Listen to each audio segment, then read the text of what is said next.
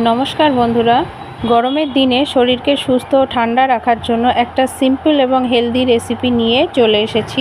রেসিপিটি যদি ভালো লেগে থাকে ফেসবুক থেকে দেখে থাকলে প্লিজ পেজটিকে ফলো করে দেবেন, আর ইউটিউব থেকে দেখে থাকলে চ্যানেলটিকে সাবস্ক্রাইব করে দেবেন।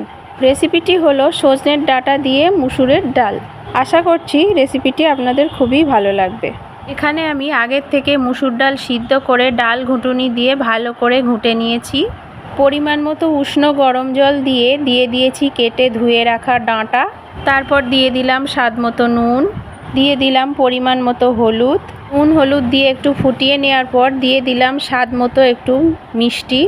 আমি বাতাসা দিলাম, আপনারা চাইলে চিনিও দিতে পারেন। বাতাসা দেওয়ার পর ডালটাকে একটু ফুটিয়ে নুন মিষ্টি চেক করে আমি ডালটাকে একটা বাটিতে নামিয়ে নিয়েছি। এখানে ফোড়নে দিয়ে দিয়েছি তেজপাতা, শুকনো লঙ্কা, দিয়ে দিলাম একটু পাঁচ ফোড়ন, আর দিয়ে দিলাম একটু রাঁধুনি।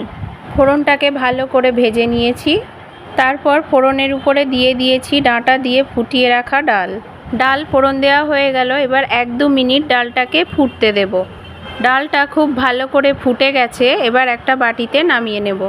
ডালটা আমি বাটিতে নামিয়ে নিয়েছি। সজনের ডাঁটা দিয়ে মুসুরের ডাল গরম গরম পরিবেশন করার জন্য একদম রেডি। একবার বাড়িতে বানিয়ে আপনারা দেখতে পারেন।